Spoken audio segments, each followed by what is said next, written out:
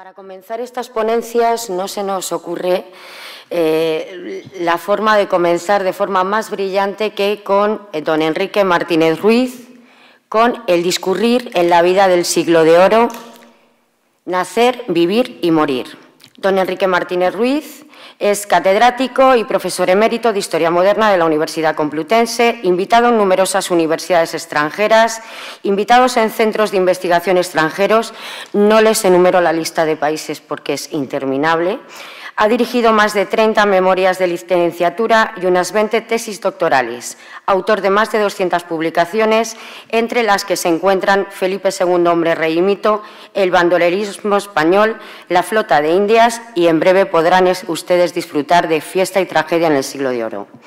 Premio Nacional de Historia, Premio de Ensayo y Humanidades Ortega y Gasset, académico numerario de la Academia de las Ciencias y Artes Militares, académico correspondiente de la Academia Portuguesa de Historia y de Real Academia de la Mar, codirector del programa Encuentros Históricos España y Suecia. Tiene a su haber varios galardones, como la Gran Cruz de Plata al Mérito, distintivo blanco de la Guardia Civil, de la Gran Cruz de Primera Clase con distintivo blanco del Ejército y de la Gran Cruz de Primera Clase con distintivo blanco de la Armada, comendador de la Orden de la Estrella Polar, correspondiente de la Sociedad de Historiadores Argentinos y poseedor de la Medalla de la Facultad de Derecho de la UNED. En la actualidad sigue activamente colaborando tanto en proyectos nacionales como de índole internacional. Por favor, que suba al escenario don Enrique Martínez Ruiz.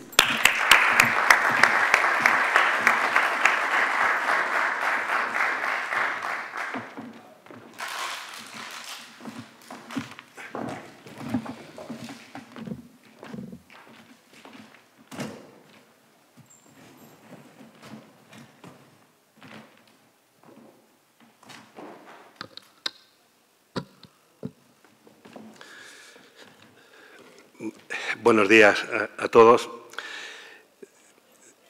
A Noelia se le ha olvidado decir una cosa, y es que es una excelente amiga mía. Por eso lo que ha dicho, pues tienen ustedes que encajarlo en esa relación de amistad. Son ya años los que llevamos juntos y evidentemente nos profesamos un gran afecto. Y mis primeras palabras, aparte de agradecer la presentación, pues van a ser también de agradecimiento para la Asociación 31 de Enero Tercios, que vuelve a contar una vez más conmigo, y, por supuesto, para el Ayuntamiento de Madrid, el Distrito de la Latina, y agradecer las palabras que el concejal nos acaba de decir. Y en cuanto al tema, pues quizás tendría que empezar a decir que por qué elijo este tema. Y es que la verdad es que la vida de los españoles del siglo de oro no tiene nada que ver con la nuestra. Pero había entonces unos aspectos que han perdurado durante mucho tiempo y en ciertos casos pues llegan hasta hoy. Como por ejemplo una cosa importantísima. Hoy nosotros medimos el tiempo como empezaron a medirlo ellos. Y esa forma de medir el tiempo está tan en nuestra vida, forma parte tan de nosotros tan cotidianamente que podemos llegar a pensar que efectivamente eso fue siempre así. Y la verdad es que nuestros antepasados llegaron a esta forma de medir el tiempo después de un largo proceso. Y para entender el siglo de oro tenemos que prescindir de los planteamientos y normas que tenemos hoy día. Hay un rasgo de aquella vida que condicionaba la existencia pública y privada, algo que para nosotros hoy solo tiene un sentido, en el mejor de los casos, a nivel individual. Y me estoy refiriendo a la trascendencia, es decir, al más allá.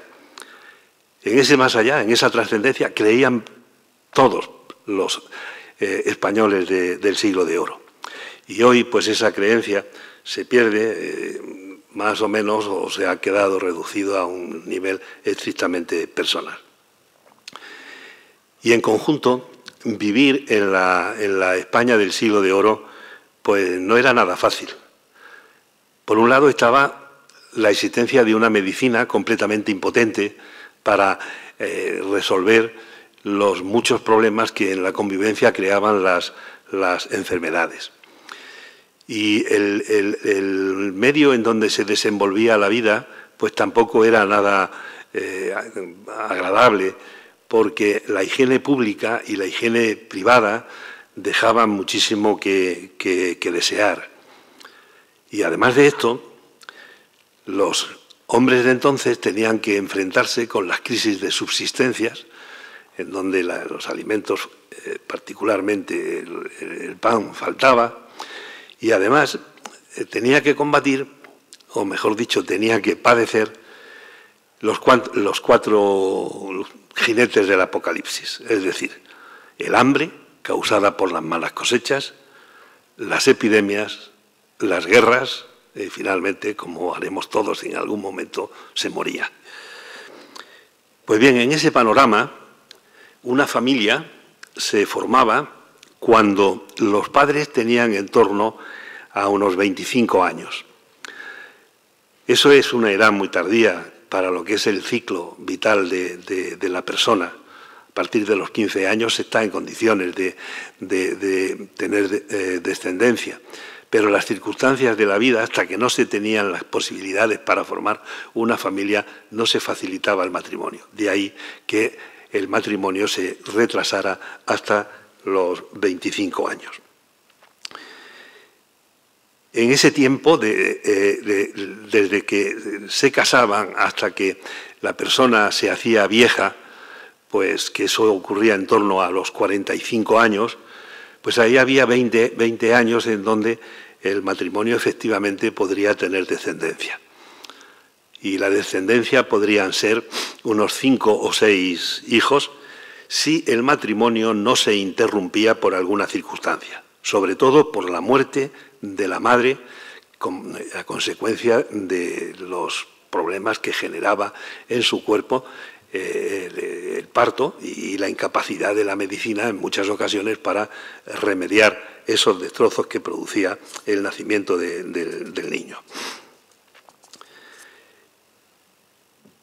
Esta situación hacía que, en general, a pesar de esas limitaciones de 20 años, la natalidad fuera muy elevada. Se ha calculado que sería del 45 por 1000, es decir, de cada 1000 habitantes nacían unos 45 niños anualmente. Pero es que el problema era que la mortalidad también era muy elevada. Se ha calculado que sería pues aproximadamente el 40 por 1000, lo que hacía que los índices estuvieran muy próximos. Y en esa mortalidad tan elevada, la mortalidad infantil era muy alta. De manera que de cada 100 nacidos, 25 morían antes de llegar al año y otros 25 no llegaban a los 20 años. A partir de esa edad, superadas ya el hambre, las epidemias, las enfermedades y todo esto, esta gente ya era casi indestructible. Pero al llegar a los 45 años, pues la persona ya era vieja.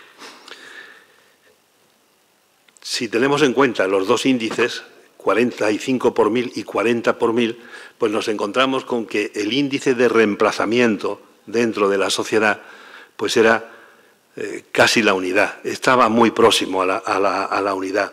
De esos 5 supervivientes que hay de diferencia entre los que nacen y los que mueren, 2 eran los que reemplazaban a los padres. Otros 2 creaban una nueva familia. Y el quinto, pues era el que venía a reemplazar a los célibes, monjas y frailes y eclesiásticos que no se casaban, y a los solteros, a los que tampoco habían tenido el gusto, la oportunidad o la ocasión para contraer matrimonio.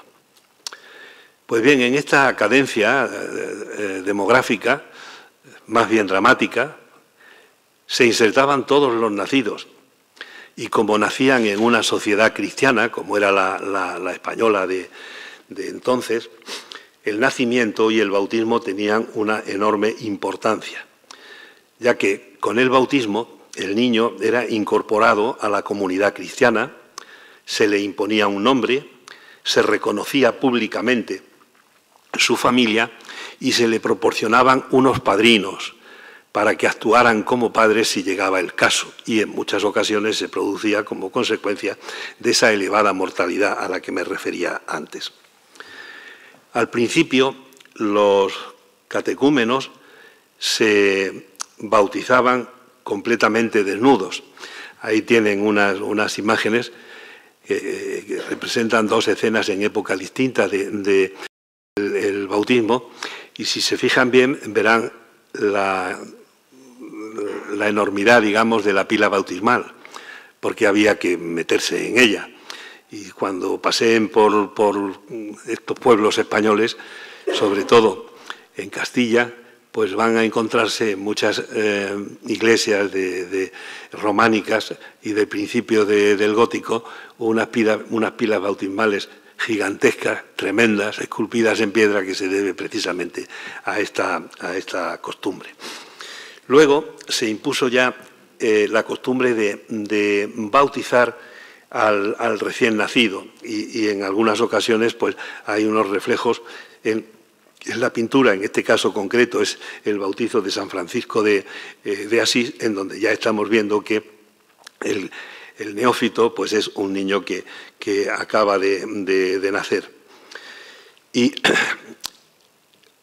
en estas ceremonias relativas al nacimiento de la persona, a su incorporación a la sociedad, pues hay que incluir una serie de prácticas rituales debidas o nacidas de creencias mágicas que venían de mucho tiempo atrás, que la Iglesia no combatió decididamente desde el principio, y que solo se planteó cortar esas costumbres a raíz del desarrollo de la Reforma protestante, que vino a cambiar el panorama religioso del continente.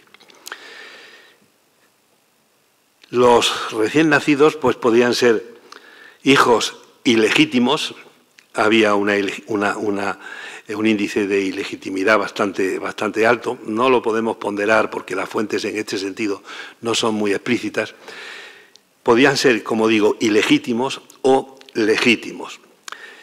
Claro, los que más atención tenían en lo que es el cursus de la vida en aquellos momentos, pues eran los legítimos, que debían nacer en el seno de una familia legal y canónicamente constituida, pero la dimensión sacramental del matrimonio no fue fácilmente aceptada por los laicos.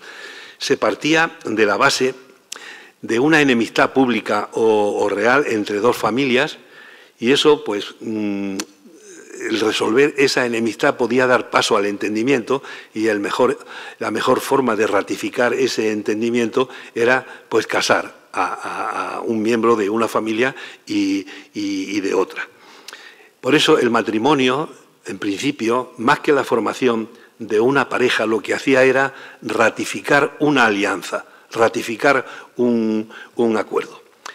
Por eso hubo tanta resistencia a que los clérigos intervinieran en los compromisos matrimoniales.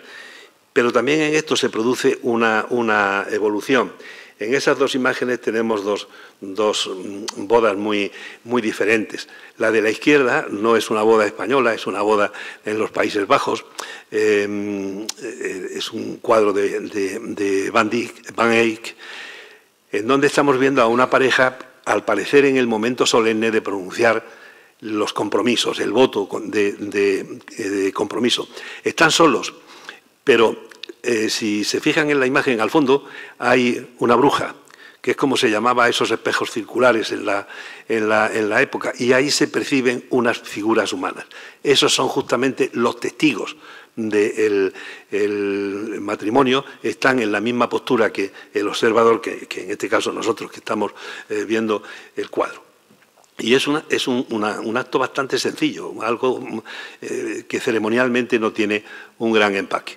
Todo lo contrario de la otra imagen, la de la derecha. Es un cuadro de Murillo, a finales del 17, principios del 18, en donde ya la boda es una cosa más afectiva y más acorde con lo que puede ser la proyección real del matrimonio en la nueva dimensión.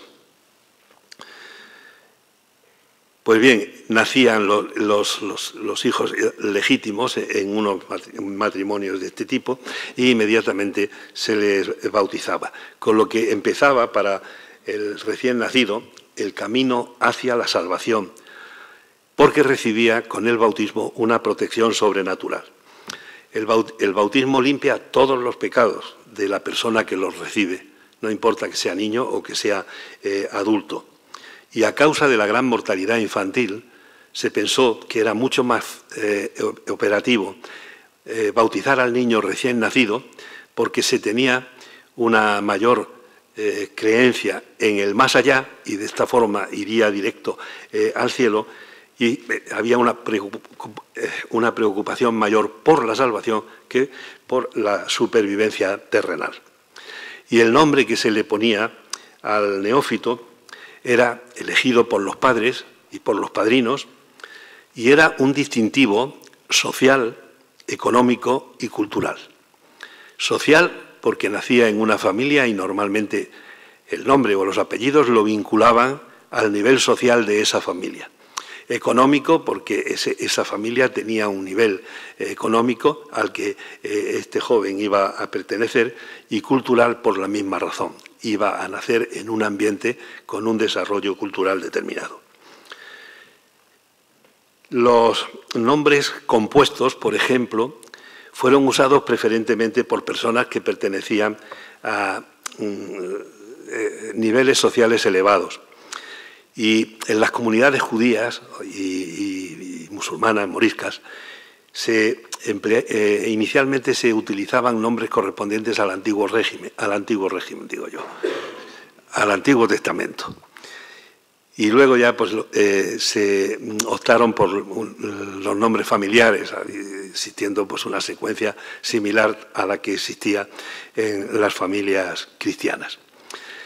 El Concilio de Trento insistió en que el nombre que se pusiera al neófito fuera el nombre de alguien que hubiera merecido, por su piedad y por su fidelidad a Dios, estar en el código de los santos, para que, con la semejanza del nombre que tiene el neófito con el santo, el bautizado, el neófito, se ejercite en imitar las virtudes y la santidad del nombre del santo que lleva impuesto. Y en este sentido pues existía una clara preferencia por unos determinados nombres, lo que hacía que hubiera muy poca variación. Se calcula que solo 10 nombres son los que servían en casi toda la Europa cristiana para nominar al 90% de las personas. Por eso, en muchas comunidades se tiene que recurrir al apodo o al mote, porque si no, el entendimiento era imposible. ¿Cuáles son los nombres más usuales? Pues los tienen ahí en la pantalla. La columna de la izquierda pues son los más corrientes.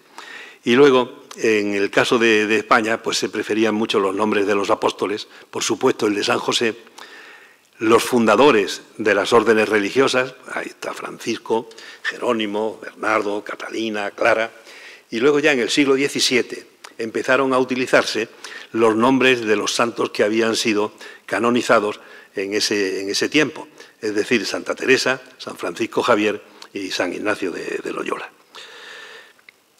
Bien, una vez bautizado, el niño empezaba a vivir y, por tanto, a tener en cuenta el paso del tiempo. Tenía que empezar también él, a su manera, a medir el tiempo. Y eso ha sido siempre una preocupación del hombre, el tener algunos parámetros que le puedan guiar en lo que es su trayectoria vital en el mundo. Y entonces se fueron estableciendo una serie de referencias o señales que le indicaban el paso de los días, el paso de las estaciones y el paso de los años. En el siglo de oro, es decir, en los siglos XVI y XVII, la vida española era una vida eminentemente campesina. En torno al 80-85% de la población vivía en el campo. Dicho de otra manera, en el conjunto de la sociedad predominaba la vida rural. Y entonces conocer los cambios que se producían con el paso del tiempo era fundamental. El sol, la luna, la cadencia de las estaciones configuraban el ritmo de la vida en el campo. Eran fundamentales el conocerlas para poder adecuar la secuencia de los cultivos a ese proceso. En las ciudades no se vivía esta secuencia temporal con la misma intensidad y en realidad la vida en la ciudad la marcaba sencillamente la sucesión de los días y las noches.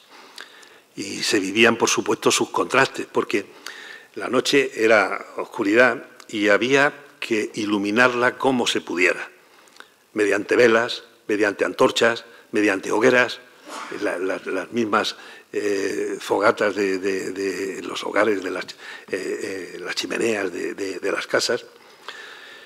Y el día venía a ser, si durante la noche la oscuridad, el recelo, pues eran las sensaciones dominantes, con el día la situación cambiaba un tanto, porque era una especie de renacer, de vuelta a la vida plena. Pero esas mismas sensaciones se tenían con la secuencia de las estaciones. El invierno es una época de decaimiento, de inactividad. En el campo no hay faenas que hacer y los días son muy cortos.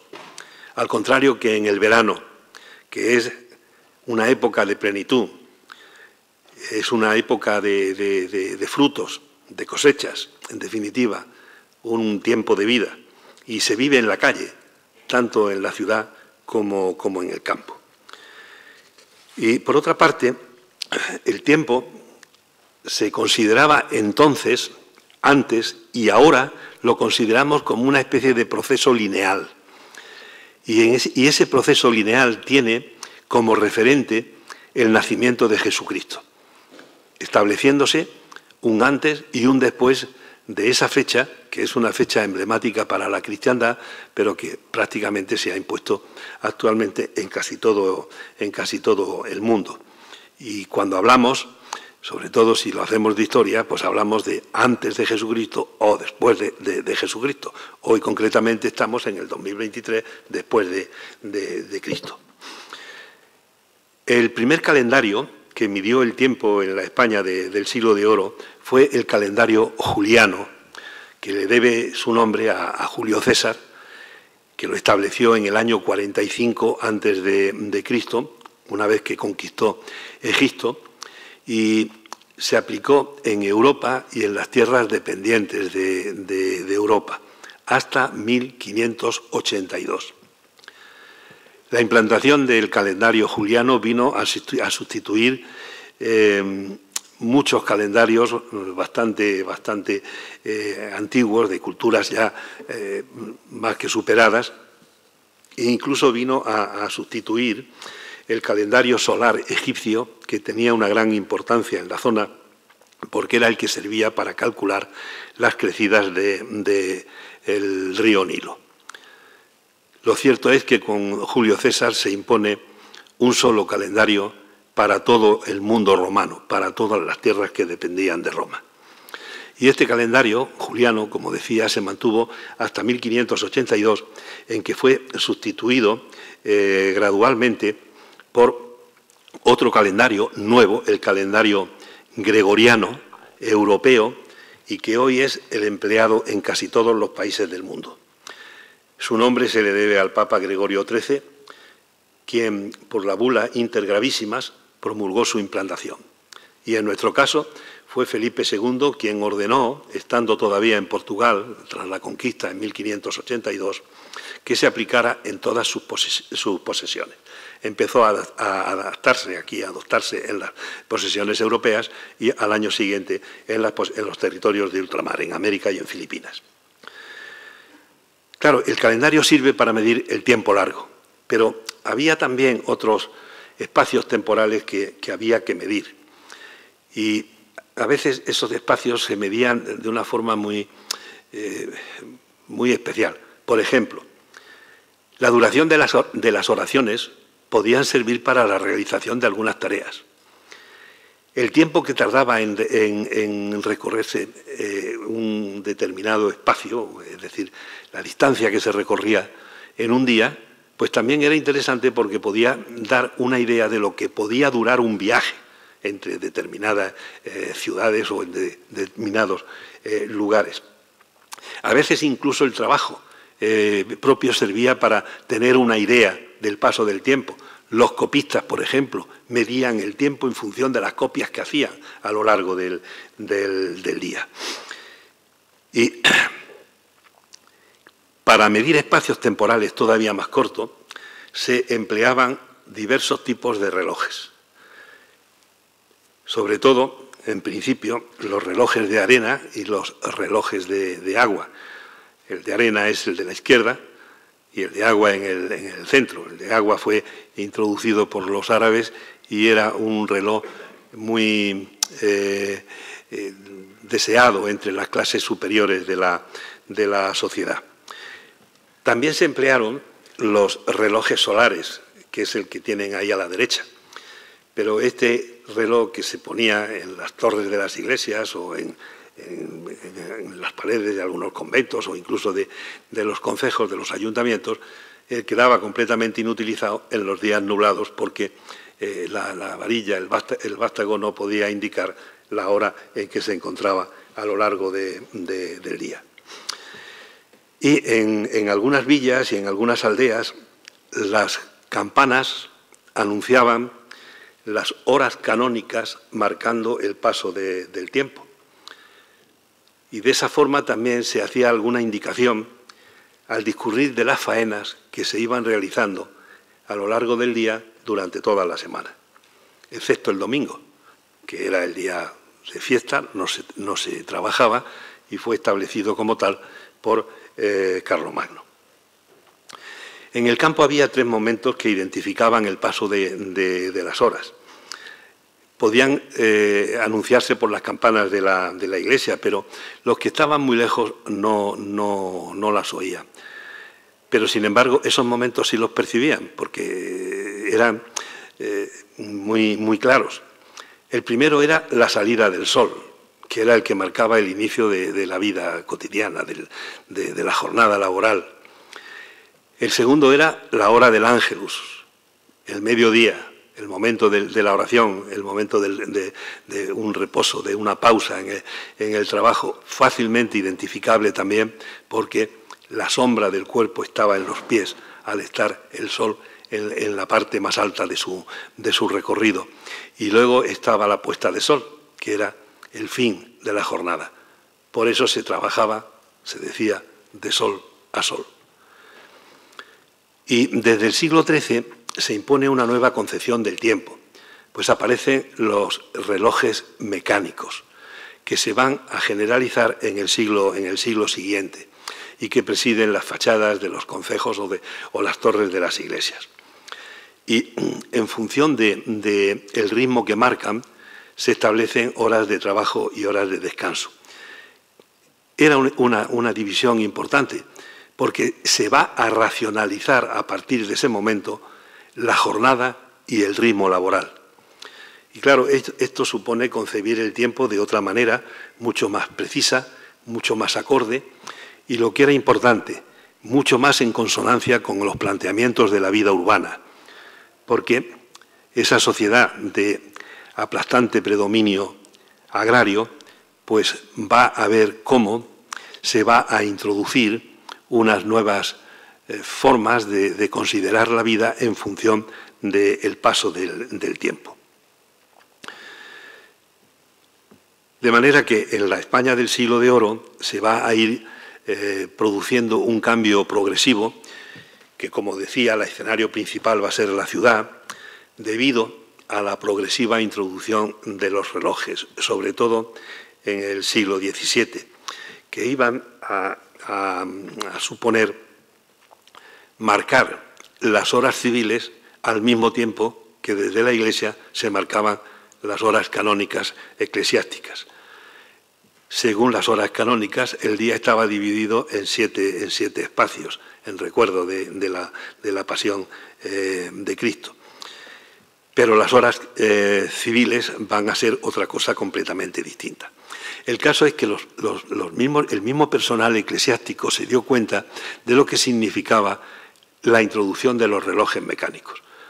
Y hay un caso, entre otros, significativo, el que de alguna forma protagonizan los monjes benedictinos del convento madrileño de San Martín, que cuando se enteran que Felipe IV ha dado la orden de quitar un reloj del Alcázar para llevarlo a un palacio de fuera de la ciudad, inmediatamente presentan un memorial solicitando ese reloj para ponerlo en su convento, porque de esa manera, decían, los fieles podrían acudir puntualmente a los oficios y a las ceremonias litúrgicas. Y también en esta especie de cómputos hay que señalar la importancia que tenía la Iglesia en todos los acontecimientos de la vida de una persona, sobre todo si eran gozosos y se celebraban con una fiesta, porque había una clara intervención religiosa social y, además, como consecuencia de las carencias que existían en la vida cotidiana, la Iglesia estableció un calendario litúrgico con una serie de fiestas que se aplicaban en cada caso, de manera que se intercalaban una serie de días festivos que marcaban el inicio y el final de unos ciclos religiosos. Ahí en la imagen tienen la cadencia de lo que es el calendario litúrgico, que arranca precisamente del nacimiento de Cristo con el ciclo de Navidad, sigue el ciclo de la Candelaria o de la purificación de la Virgen, aparece el Carnaval, que es la fiesta de la transgresión por excelencia. Ahí está permitido todo, sexo, violencia, en fin, se alteraba todos los condicionamientos cotidianos de la vida. Se llegaba al tiempo pascual, al ciclo pascual, con el recuerdo de la pasión de Cristo, y ese ciclo pues llegaba hasta Pentecostés, hasta junio, con lo que se consideraba que finalizaba la primera parte del año. La segunda estaba más dedicada a actividades laborales, y la secuencia estaba interrumpida por algunos días festivos, algunos días religiosos, como podían ser el Día de Todos los Santos o el Día de los Difuntos.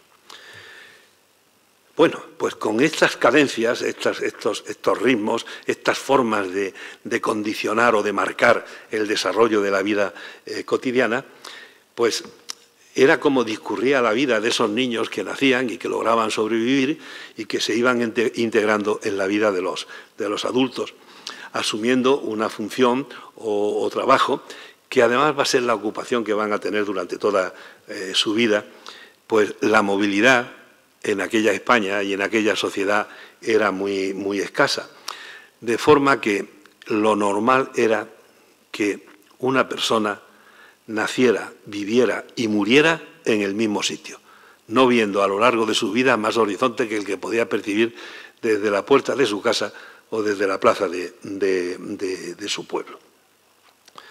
Y esto es una afirmación válida para todos, para los obreros, los campesinos, los criados domésticos, el personal de los gremios. Posiblemente a estos los únicos que escaparan fueran los soldados y los eclesiásticos, algunos, y los funcionarios altos de la monarquía, embajadores, generales, en fin, gente que iba a desempeñar un puesto que lo desempeñaba lejos de donde había nacido. Y de esta manera pues transcurría su vida hasta la muerte. Y si importante era el bautismo, pues no era menos importante la muerte. Morir tenía una enorme importancia, porque uno podría podía salvarse o podía condenarse según se produjera la muerte. Y digo esto porque es que entonces prácticamente todos creían en el más allá. De ahí la importancia de la muerte y de cómo morir. La muerte era una realidad cotidiana, algo irremediable, eso lo sabemos todo, omnipresente entonces más que ahora entre nosotros, y ante la que nada se podía hacer. Y además se concebía la muerte como un tránsito, como el paso a otra vida distinta de la que se había tenido aquí en la Tierra.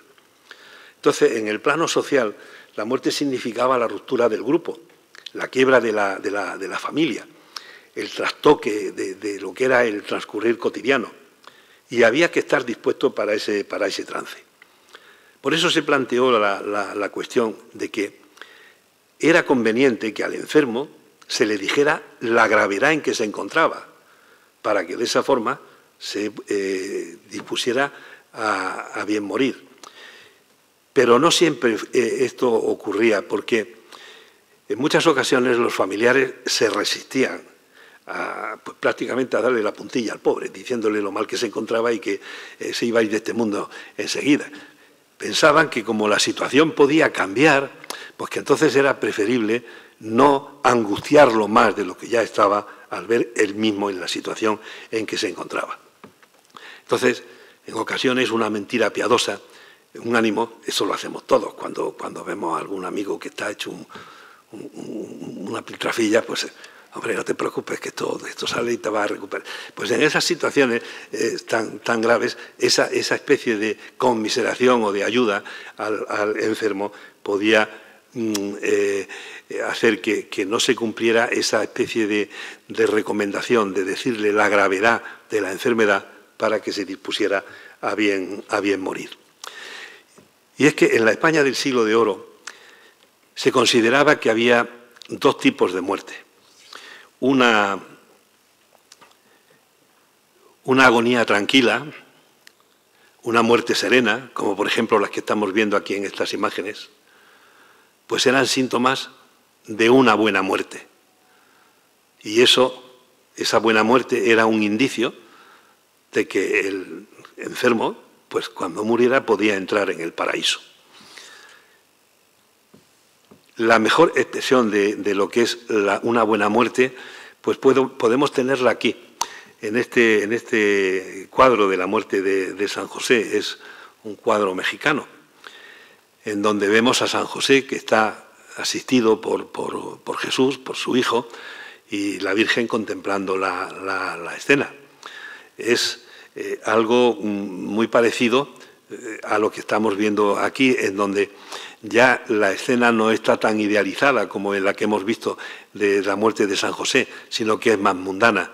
Son escenas de épocas distintas, pero en esas escenas hay un papel fundamental del clérigo que va a asistir al enfermo y de los familiares que rodean el lecho del enfermo.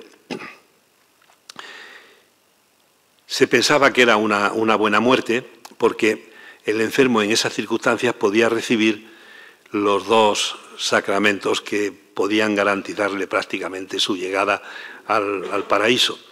Uno era la extrema unción, la unción con los santos óleos en los 5 sentidos corporales, para obtener la gracia espiritual y superar las tentaciones del demonio en esos momentos críticos, y luego la Eucaristía mediante la ceremonia del viático, que se ve claramente en la imagen de la izquierda como el sacerdote lleva el copón con las formas.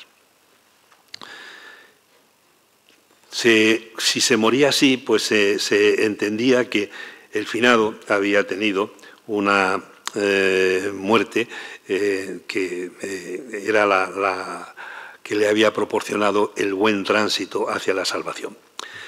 La mala muerte era el contrapunto, era la imprevista, la inesperada, era una muerte repentina y se consideraba consecuencia del pecado. Era una muerte vergonzante que iba acompañada de dolores horribles. Esta es una viñeta alemana en donde trata de representar lo que era el entorno que se producía cuando había una mala muerte. Mientras en el plano inferior la vida continúa, en el superior los demonios están apoderándose del cuerpo del difunto. Como normalmente la mala muerte se consideraba que iba acompañada de dolores horribles y de una larga agonía, era una muerte que podía ocurrir con violencia y que podía ocurrir sobre todo sin haber sido precedida del bien morir, de prepararse a bien morir. Y eso podía significar que el difunto corría el riesgo de condenarse eternamente. Pero podía haber tiempo para el arrepentimiento. Y eso era una posibilidad, por un lado angustiosa y por otro favorecedora, porque en la vida se podían presentar situaciones críticas que ponían a prueba al individuo. Accidentes, asesinatos, ahogamientos, cuchilladas, suicidios. Bueno, pues si en esos momentos culminantes había un momento para la reflexión y para el arrepentimiento, pues la salvación podría conseguirse por este motivo, por este camino. En los siglos XVI y XVII, el miedo a la muerte fue demasiado radical y penetró fuertemente en la realidad cotidiana, desbordando el imaginario colectivo y popular.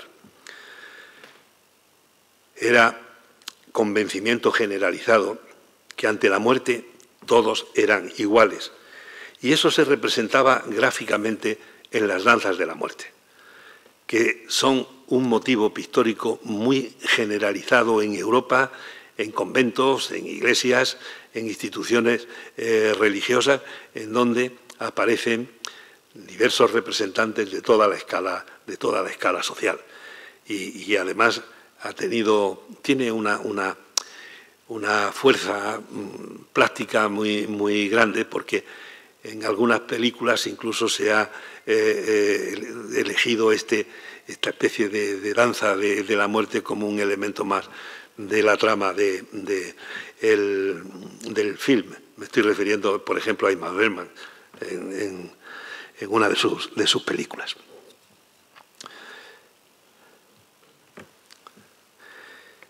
Bien, pues si la muerte era algo tan importante, porque era decisiva para el más allá, desde mediados del siglo XV y por toda Europa aparecen libros de piedad, los llamados Ars Moriendi, que por lo general eran libros ilustrados, anónimos, manuscritos al principio, luego ya impresos, que circulaban por todas partes, alcanzando un gran auge entre 1450 y 1530.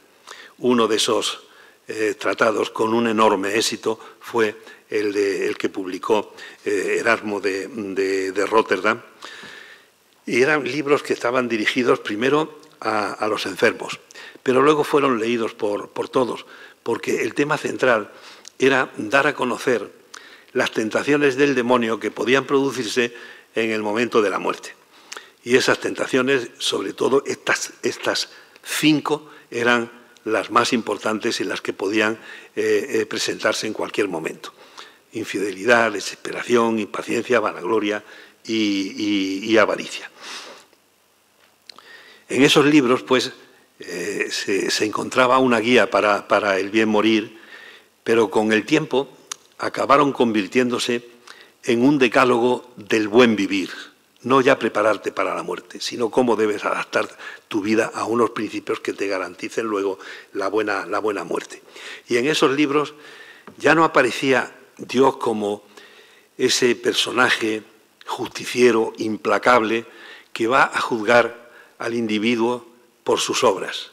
Si son buenas, lo va a salvar, pero si son malas, lo va a condenar.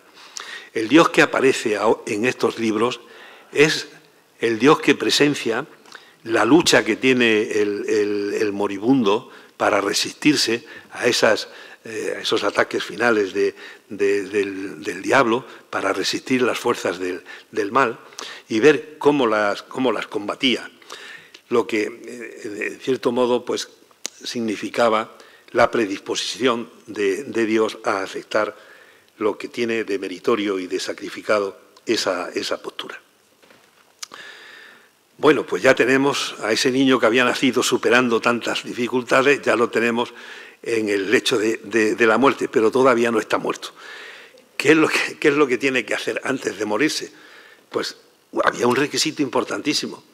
Tenía que hacer el testamento. Y el testamento pues era el documento que transmitía las últimas voluntades del enfermo. Y se le exigía, cuando hacía el testamento, unas condiciones que estaban reguladas perfectamente en el ordenamiento jurídico de la época y que requería 3 condiciones básicas. Primero, que el testador estuviera en su sano juicio, que fuera plenamente consciente de lo que estaba haciendo. Luego, que hubiera presente unos testigos que pudieran acreditar que efectivamente el testamento se hacía en plenitud de juicio y con absoluta libertad. Y importantes también eran los albaceas testamentarios, que eran los que se iban a encargar de cumplir las disposiciones que en el testamento ponía el testador. Después, la Iglesia introdujo una serie de requisitos obligatorios, los legados y las mandas, que eran determinadas concesiones a algunas instituciones religiosas. El testamento pues era prácticamente el camino hacia la salvación, porque se consideraba que era un paso que se daba plenamente consciente y que además tenía una serie de condiciones que podían demostrar cómo el testador actuaba con plena libertad y plena conciencia de lo que se avecinaba. En el testamento había que distinguir dos partes. La parte material, que era en donde figuraban las cláusulas económicas, la descripción del patrimonio que tenía el testador, cómo se iba a repartir ese patrimonio, quiénes eran los herederos, las condiciones en que recibirían la herencia, en fin, todo este tipo de cuestiones. Y luego estaba la parte espiritual, donde se indicaba qué sepultura y dónde iba a ser enterrado, cómo se iba a organizar el sepelio, la función del enterramiento, los encargos que hacía para sufragio de su alma, en definitiva, las misas post-mortem y las misas que se decían en el momento de la muerte, y el otorgamiento de las mandas pías, que son esa serie de concesiones que se hacían a instituciones religiosas. Por supuesto, la muerte también tenía un ritual funerario. No importaba que la muerte se produjera en casa o se produjera en otro lugar. En cualquier caso, el cadáver era conducido a la iglesia para que se desarrollara la serie de ceremonias que preveía el ritual fúnebre. Ese ritual fúnebre aparece muy claramente en los ceremoniales de gente de una cierta importancia, de aristócratas y, por supuesto, de los reyes, en donde se representaban a los personajes, en unos casos, de cuerpo entero, en tumbas yacentes, sedentes o incluso en actitudes cotidianas, y otras veces lo que se hacía era decorar los sepulcros pues con una serie de imágenes que hacían alusión al difunto. Yo he traído aquí 2 muestras que me parecen significativas. Una es los sepulcros de los Reyes Católicos, que están en la Capilla Real de Granada, y los otros son 2 sepulcros realmente impresionantes. Conservan la decoración original en gran medida, están en el interior de la colegiata de Villalcázar de Silga, y si tienen oportunidad yo les recomendaría que los vieran, porque van a ver algo realmente único al poder ver la decoración de aquella época. Por otro lado, en el siglo XVII, en la Europa católica, se llega a la culminación barroca de la muerte, que está definida por una gran angustia y por una gran inquietud, y que se manifiesta sencillamente en la vanitatis vitae, es decir, en la vanidad de la vida, que también tiene su representación en el barroco. Son los cuadros de Valdés Leal que resultan impactantes, porque muestran, pues eso, la caducidad del ser humano. Y esto hizo, pues, que se volviera en cierto modo a lo macabro, y que además la calavera, por ejemplo, era algo que estaba en todos sitios, pero que se difundieran escenas de martirio, de matanzas de santos, de visiones apocalípticas, que además se hiciera una especie de parafernalia enorme y desmesurada en determinados casos. Yo he elegido esta, es el funeral de Carlos V en Bruselas, que celebra Felipe II. Si se fijan en ese cortejo, que parece interminable, con la cantidad de gente, gremios, soldados, burgueses, y luego pues una serie incluso de carrozas y de artilugios.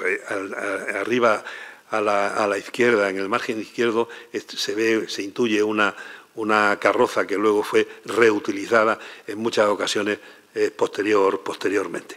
Bueno, pues esto muestra en definitiva cómo en algunos momentos lo que es el entierro podía magnificarse de una forma absolutamente desmesurada.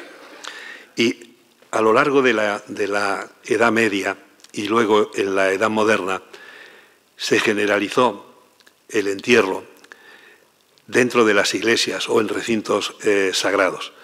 En la imagen de la izquierda hay un cementerio a donde efectivamente también eran enterrados, pero se hizo, en cierto modo, frecuente el enterrar a la gente en las iglesias. Ahí en la imagen de la derecha están viendo cómo el suelo de esa iglesia, el pasillo central, tiene una serie de losas. Esas losas son las losas de los sepulcros que existían entonces. Unas tenían un número y en el registro parroquial ese número indicaba qué persona estaba enterrada en esa fosa. Luego ya con Carlos III se prohibió esta costumbre, empezaron a enterrarse fuera y empezaron a sacarse los huesos de los que habían sido enterrados en estas iglesias. Y recuerden esto que les digo, se sacaban los huesos de los que habían sido enterrados ahí. Luego veremos qué se hace con ellos. Y en esta ocasión parece que a las losas le han dado la vuelta para que no se vea el número que tenía, y de esta forma, bueno, pues que resultara absolutamente ya identificable quién pudo estar ahí. Otra cosa importante era la elección de la mortaja. Los familiares del difunto o amortajadores profesionales pues eran los encargados de vestir al cadáver, pues en unas ocasiones con hábitos religiosos, con túnicas de cofradías gremiales, de hermandades religiosas. Luego llegó una época en que se puso de moda el uniforme militar, y por último pues hemos llegado a la situación en que ya lo que se pone uno es una ropa. Cuando era pequeño y se moría alguien, decían en el pueblo que le ponían la ropa de los domingos para que fuera bien vestido al más allá. Bueno, pues en gran parte, durante el siglo de oro en España, lo que se utilizó con profusión fue el hábito franciscano, porque primero era barato, costaba unos 44 reales, que era una cantidad, digamos, asequible para la gran mayoría de la gente. Pero es que además se consideraba que San Francisco era el mejor mediador que podía existir entre las ánimas que estaban en el purgatorio y el cielo. Su mediación podía ser decisiva para salir del purgatorio y llegar al cielo. También era frecuente que, bueno, por lo menos en una gran mayoría de casos, que en el ataúd se metiera una especie de bula de difuntos que acompañaba al cadáver y que pues concedía gracia espiritual, perdón y remisión de los pecados. Y también era frecuente que al difunto se le pusiera algún escapulario. El escapulario tiene su origen en los hábitos conventuales y monacales. Eso que están viendo en la imagen de la izquierda es precisamente un escapulario que llevaba uno de los frailes encima de lo que puede ser el sayal habitual.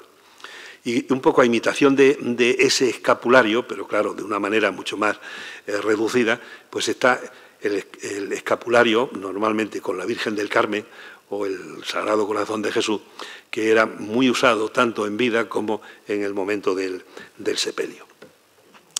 Y ya voy terminando, pero en fin, quedan dos cuestiones que creo que merece la pena porque nos van a dar la otra dimensión de la muerte en esta situación.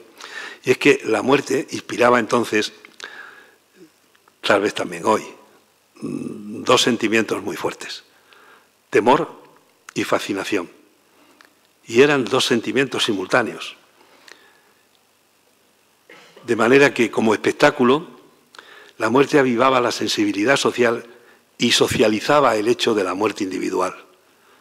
Y eso es algo evidente en manifestaciones literarias, en iconografía funeraria, incluso en el arte, y al mismo tiempo generalizó la presencia de objetos macabros, apuntando todo ello siempre a la transitoriedad de la vida terrenal. Una transitoriedad que se representaba muy gráficamente y que mostraba el paso de la vida, recurriendo sobre todo a figuras femeninas. A mí este cuadro me parece realmente tan impresionante como gráfico. Tenemos en el suelo al recién nacido, la plenitud de la vida en la mujer de la izquierda, la decrepitud que se aproxima en la del centro y, por supuesto, como contrapunto, la muerte, con los dos atributos que le caracterizan: el reloj en la mano, marca el paso del tiempo, y luego en la mano izquierda una guadaña que no acaba de verse bien. Y esto hizo que la fascinación por la muerte diera paso al cultivo de una serie de temas, particularmente a dos clases de temas, unos erótico-macabros y los otros más bien morbosos. En los erótico-macabros, pues, hay escenas de violencia, de tortura, y en donde la muerte no solo mata, sino que también rapta, seduce y viola.